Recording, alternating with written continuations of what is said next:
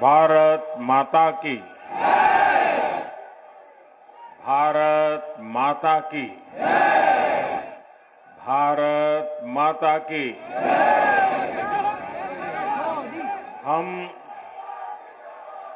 ये पावन धरती का बारंबार प्रणाम करित है।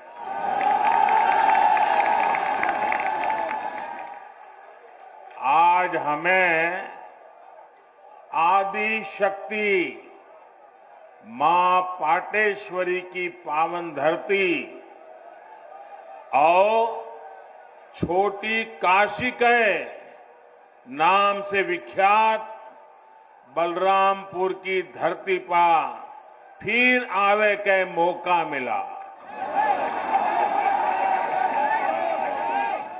आपसे हमें खूब आशीर्वाद मिला है।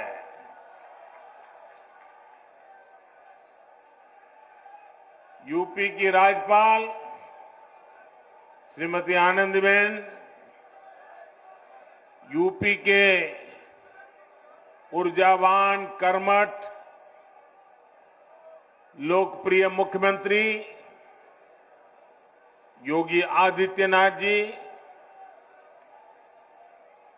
उप मुख्यमंत्री श्रीमान केशव प्रसाद मौर्य जी,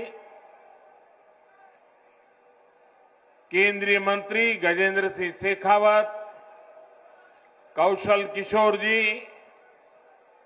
राज्य सरकार में मंत्री महेंद्र सिंह, रमापति शास्त्री, मुकुट बिहारी वर्मा, ब्रजेश पाठक, आशुतोष टंडन, बलदेव ओलाद जी, श्री पलटूराम जी, मंच पर उपस्थित सभी संसद के मेरे साथीगण, सभी आदरणीय विधायकगण, जिला पंचायतों के सदस्य और मेरे प्यारे भाइयों और बहनों,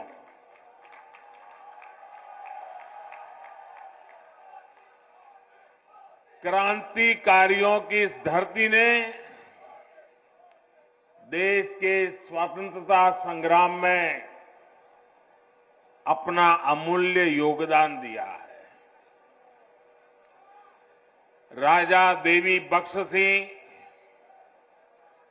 राजा कृष्ण दत्तराम और पृथ्वीपाल सिंह जैसे पराक्रमियों ने अंग्रेजी शासन से लोहा लेने में कोई कसर बाकी नहीं छोड़ी थी। अयोध्या में बन रहे प्रभु श्री राम के भव्य मंदिर की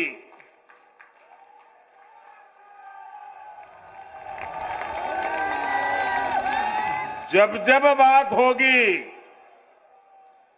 बलरामपुर रियासत के महाराजा पाटेश्वरी प्रसाद सिंह के योगदान का उल्लेख जरूर होगा। बलरामपुर के लोग तो इतने पारखी है कि उन्होंने नानाजी देशमुख और अटल बिहारी वाजपेयी के रूप में दो भारत रत्नों को गढ़ा है, उन्हें संवारा है। साथियों, राष्ट्र निर्माताओं और राष्ट्र रक्षकों की इस धरती से मैं आज देश के उन सभी वीर योद्धाओं को भी श्रद्धांजलि दे रहा हूं जिनका 8 दिसंबर को हेलीकॉप्टर हादसे में निधन हो गया। भारत के पहले chief of defence staff general Bipin Rawat ji का जाना हर भारत प्रेमी के लिए, हर राष्ट्र भक्त के लिए बहुत बड़ी क्षति है। जनरल बिपिन रावत जी जितने जांबाज थे, देश की सेनाओं को आत्मनिर्भर बनाने के लिए जितनी मेहनत करते थे, पूरा देश उसका साक्षी रहा है। एक सैनिक सिर्फ उसी समय तक सैनिक नहीं रहता जितने दिन वो सेना में रहता है। उसका पूरा जीवन एक योद्धा की तरह होता है। अनुशासन, देश की आन बान शान के लिए वो हर पल समर्पित होता है। गीता में कहा गया है, नैनम छिद्यन्ति शस्त्राणि नैनम दहति पावकः, ना शस्त्र उसे छिन्न भिन्न कर सकते हैं, ना अग्नि उसे जला सकती है। जनरल बिपिन रावत आने वाले दिनों में अपने भारत को नए संकल्पों के साथ वे जहां होंगे वहां से भारत को आगे बढ़ते हुए देखेंगे। देश की सीमाओं की सुरक्षा बढ़ाने का काम, बॉर्डर इंफ्रास्ट्रक्चर को मजबूत करने का काम, देश की सेनाओं को आत्मनिर्भर बनाने का अभियान, तीनों सेनाओं में तालमेल सुदृढ़ करने का अभियान, ऐसे अनेक काम तेजी से आगे बढ़ता रहेगा। भारत दुख में है, लेकिन दर्द सहते हुए भी हम ना अपनी गति रोकते हैं और ना ही हमारी प्रगति। भारत रुकेगा नहीं, भारत थमेगा नहीं। हम भारतीय मिलकर और मेहनत करेंगे। देश के भीतर और देश के बाहर बैठी हर चुनौती का मुकाबला करेंगे। भारत को और शक्तिशाली और समृद्ध बनाएंगे। साथियों, यूपी के सपूत देवरिया के रहने वाले ग्रुप कैप्टन वरुण सिंह जी का जीवन बचाने के लिए डॉक्टर जी जान से लगे हुए हैं। मैं मां पाटेश्वरी से उनके जीवन की रक्षा की प्रार्थना करता हूं। देश आज वरुण सिंह जी के परिवार के साथ है। जिन वीरों को हमने खोया है, उनके परिवारों के साथ है। भाई और बहनों, राष्ट्र प्रथम की भावना को सर्वोपरि रखते हुए देश आज हर वो काम कर रहा है जो 21वीं सदी में हमें नई ऊंचाई पर ले जाए। देश के विकास के लिए ये भी बहुत जरूरी है कि पानी की कमी कभी बाधा न बने। इसलिए देश की नदियों के जल के सदुपयोग हो, किसानों के खेत तक पर्याप्त पानी पहुंचे,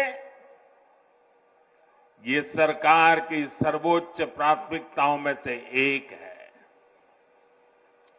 सरयू नहर राष्ट्रीय परियोजना का पूरा होना इस बात का सबूत है कि जब सोच ईमानदार होती है तो काम भी दमदार होता है।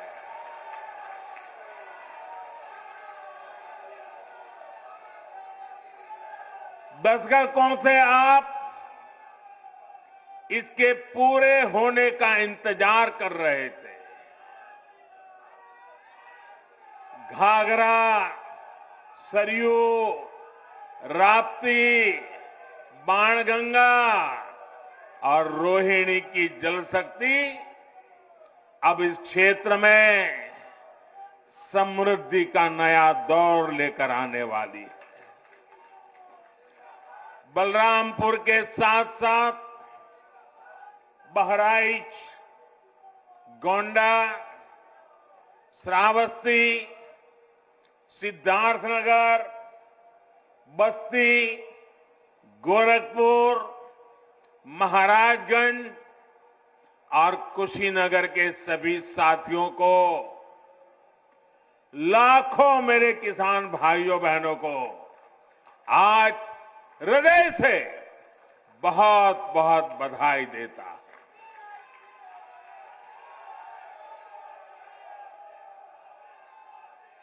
बारिश के मौसम में इस क्षेत्र में जो परेशानियां आती हैं उनका हल निकालने में इससे मदद मिलेगी। और मैं जानता हूं मेरे प्यारे भाइयों बहनों, हमारे यहां तो इतिहास गवाह है,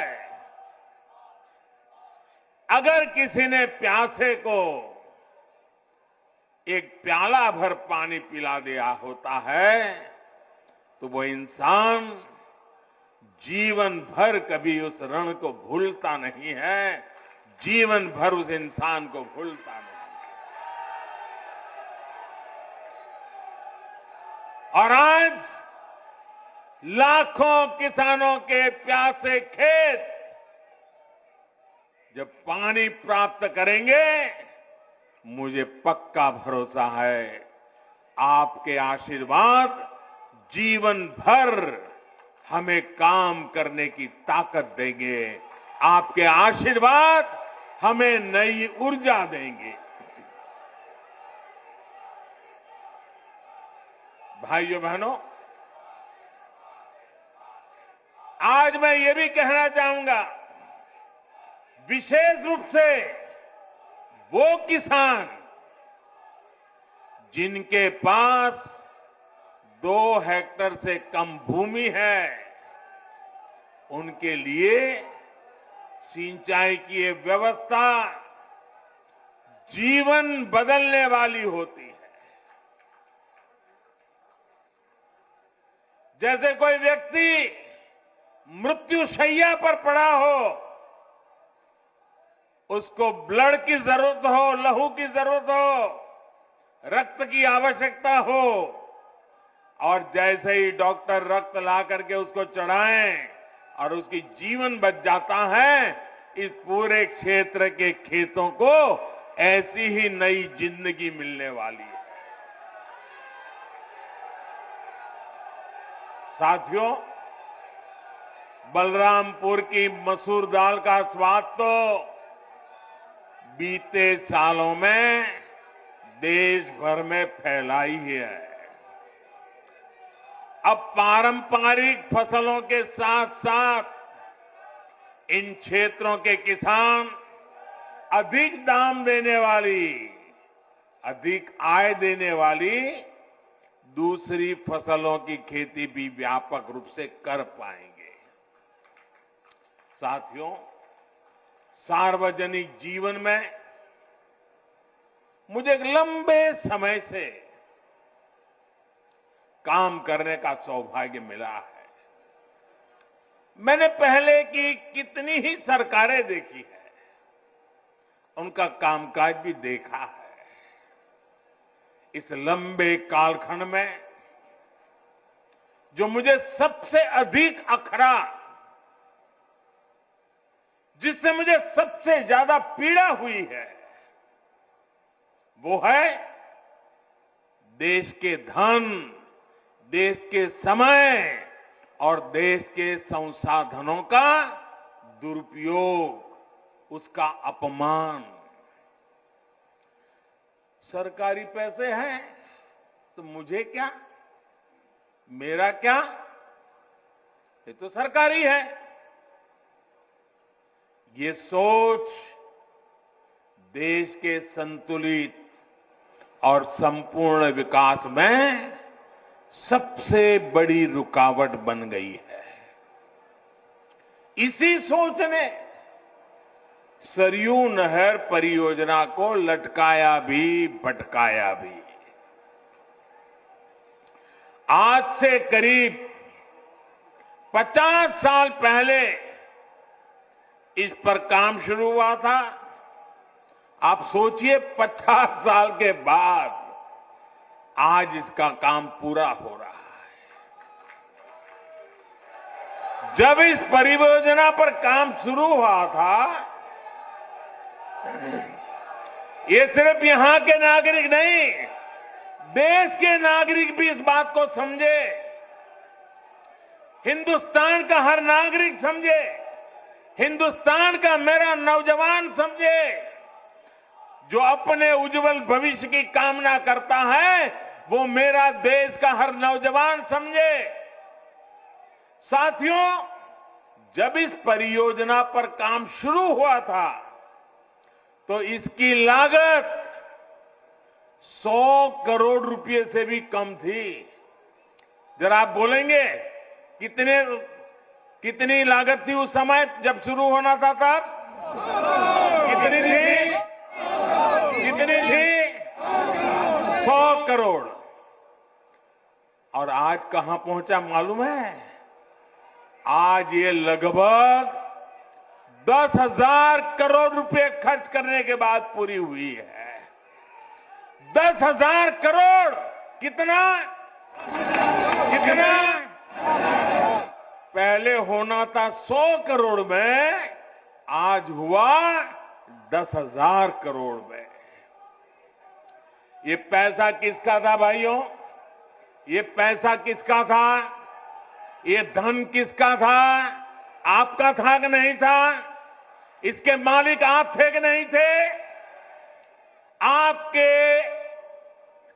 मेहनत का एक एक रुपया सही समय पर सही काम के लिए उपयोग होना चाहिए था कि नहीं होना चाहिए था? जिन्होंने नहीं किया वे आपके गुनहगार है कि नहीं है? आपके गुनहगार है कि नहीं है? ऐसे लोगों को आप सजा देंगे कि नहीं देंगे? पक्का देंगे? मेरे प्यारे भाइयों बहनों, पहले की सरकारों की लापरवाही की 100 गुना ज्यादा कीमत इस देश को चुकानी पड़ी है। हमारे इस क्षेत्र के लाखों किसानों को भी अगर सिंचाई का यही पानी अगर 20 साल 30 साल पहले मिला होता, आप कल्पना कर सकते थे? अगर मेरे किसान के पास पानी होता, पिछले 25-30 साल में पानी उसके पास पहुंचा होता, तो वो सोना पैदा करता कि नहीं करता? देश का खजाना भर देता कि नहीं भर देता? अपने बच्चों की शिक्षा दीक्षा अच्छी कर पाता कि नहीं कर पाता? भाइयों बहनों, दशकों से इस देरी की वजह से मेरे यहां के किसान भाइयों बहनों का भी अरबों खरबों रुपयों का नुकसान हुआ है। वैसे साथियों, जब मैं आज दिल्ली से चला तो सुबह से मैं इंतजार कर रहा था कि कब कोई आएगा, कहेगा कि मोदी जी, इस योजना का फीता तो हमने काटा था, ये योजना तो हमने शुरू की थी।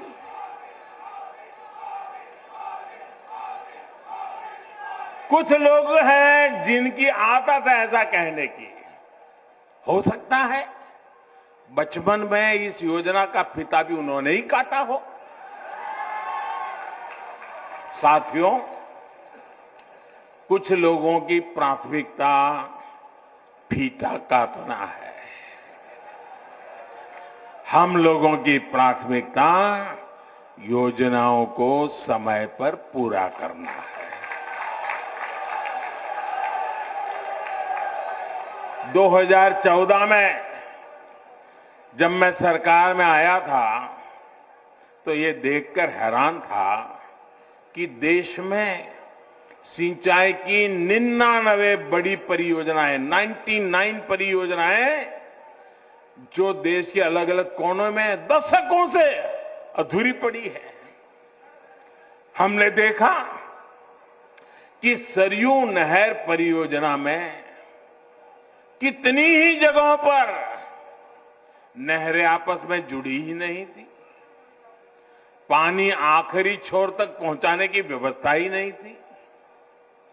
सरयू नहर परियोजना में जितना काम 5 दशक में हो पाया था, उससे ज्यादा काम हमने 5 साल से पहले करके दिखाया है।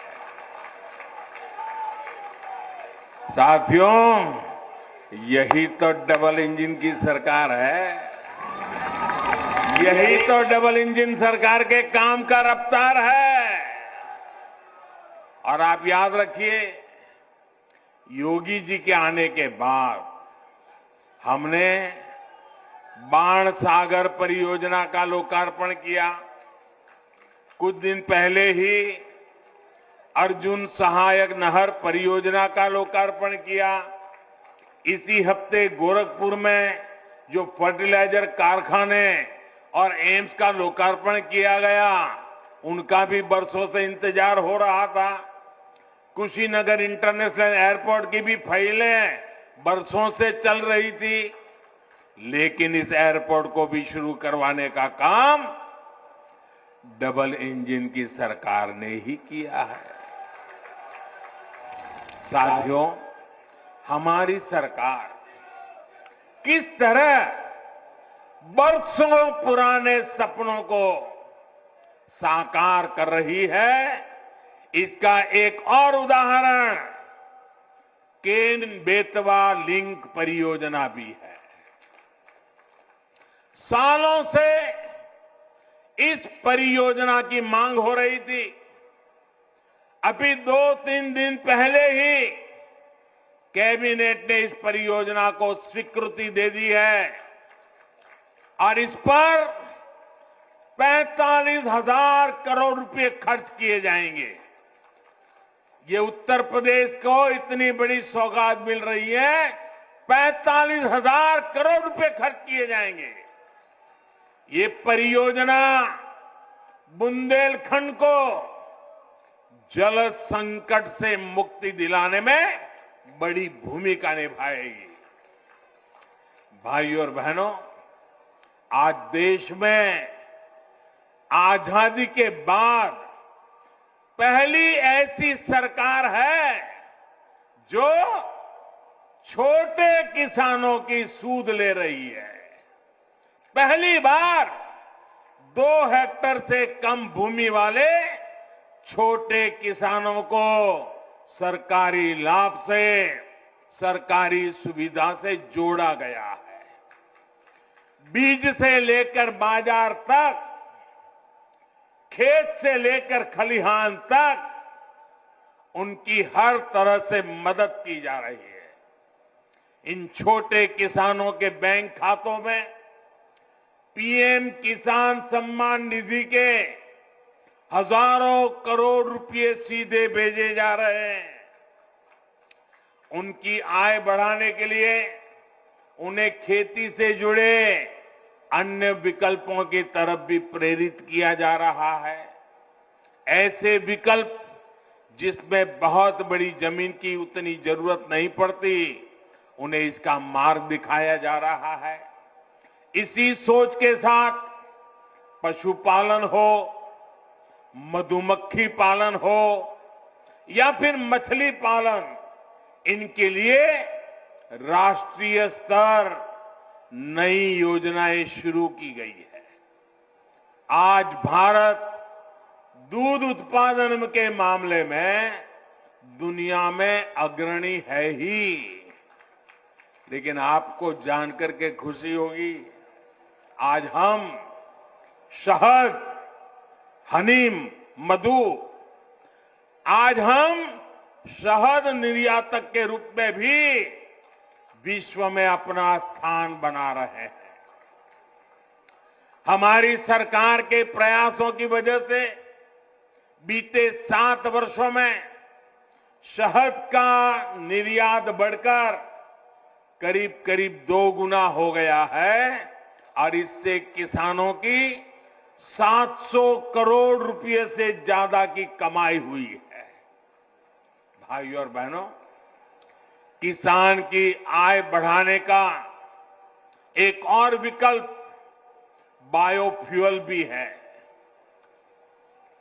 हम खाड़ी का तेल से चलाते थे, अब हम झाड़ी का तेल भी लेकर के आ रहे हैं। बायोफ्यूल की अनेक फैक्ट्रियां यूपी में बनाई जा रही हैं। बदायूं और गोरखपुर में बायोफ्यूल के बड़े कॉम्प्लेक्स बनाए जा रहे हैं। यहां पास में गोंडा में भी इथेनॉल का एक बड़ा प्लांट बन रहा है। इसका लाभ इस क्षेत्र के बहुत से किसानों को होगा। गन्ने से इथेनॉल बनाने के अभियान में भी यूपी अग्रणी भूमिका की ओर बढ़ रहा है। बीते 4.5 साल में लगभग 12,000 करोड़ रुपए का इथेनॉल यूपी से खरीदा गया है। योगी जी की सरकार जब से आई है, तब से गन्ने के भुगतान में भी बहुत तेजी आई है।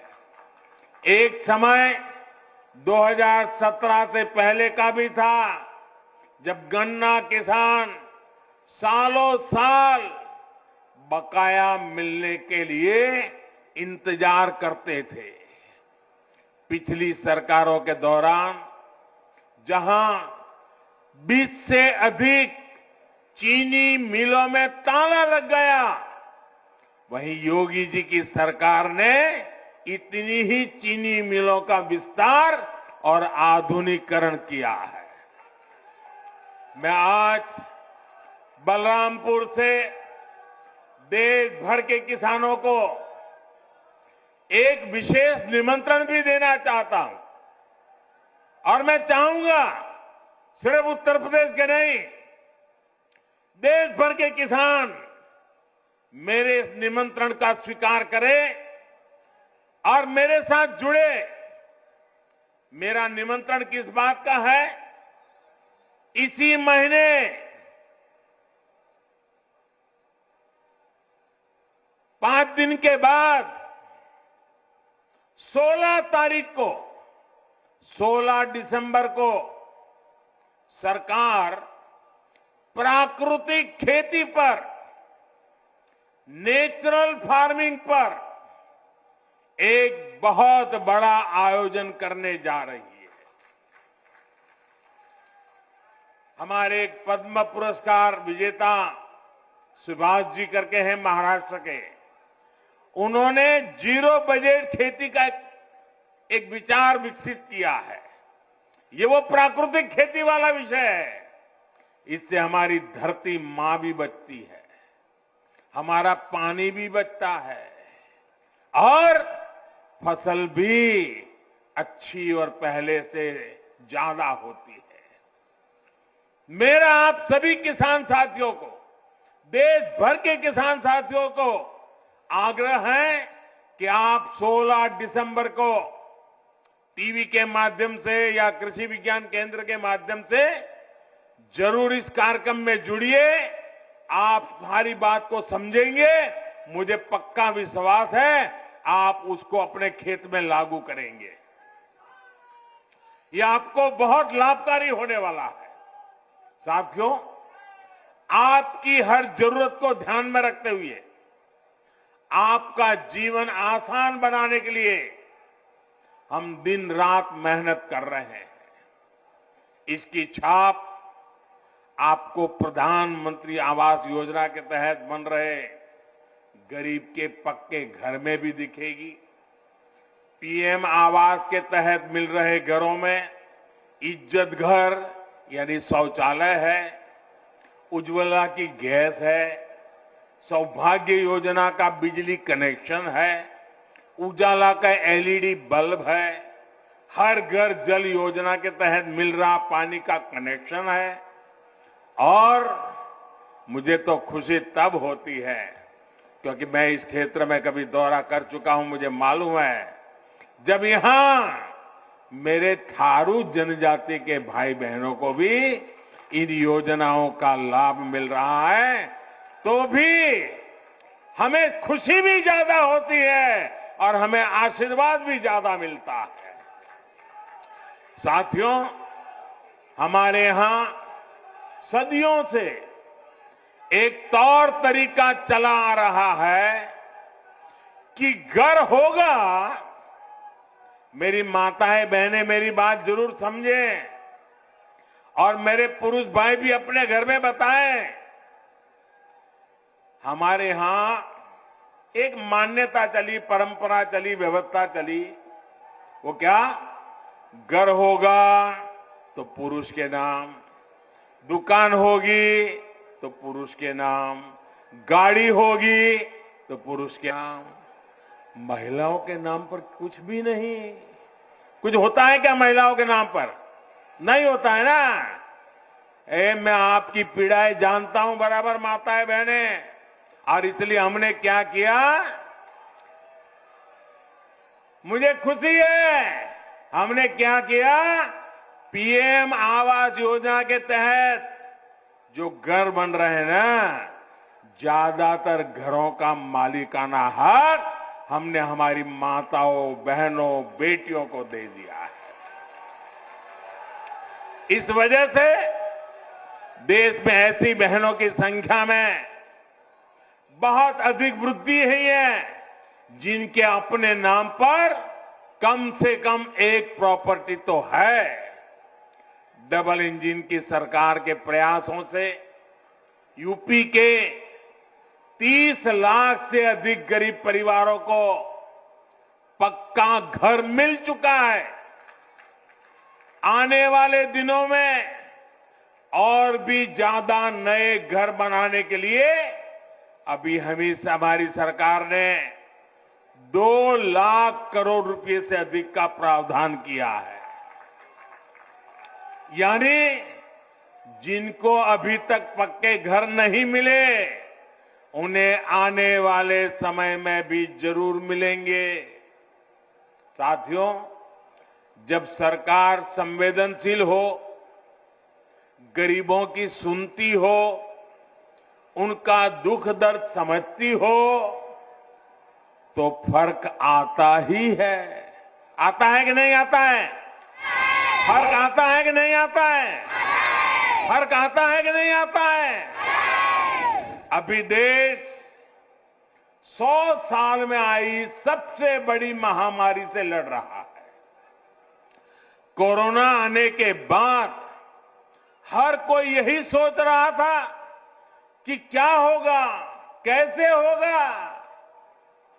हर किसी ने कम अधिक मात्रा में कोरोना की वजह से कष्ट सहा, लेकिन साथियों, इस कोरोना काल में हमने पूरी ईमानदारी से प्रयास किया है कि कोई गरीब भूखा न सोए। और अभी इसलिए पीएम गरीब कल्याण अन्न योजना के तहत मिल रहे मुफ्त राशन के अभियान को होली से आगे तक बढ़ा दिया गया है।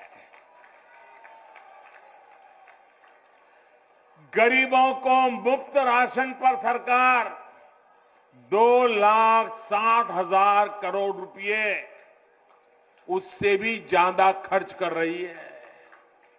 भाई और बहनों, पहले जो सरकार में थे आप जानते हैं ना, जानते हैं ना, अच्छी तरह जानते हैं ना। पहले जो सरकार में थे वो माफिया को संरक्षण देते थे। आज योगी जी की सरकार माफिया की सफाई में जुटी है।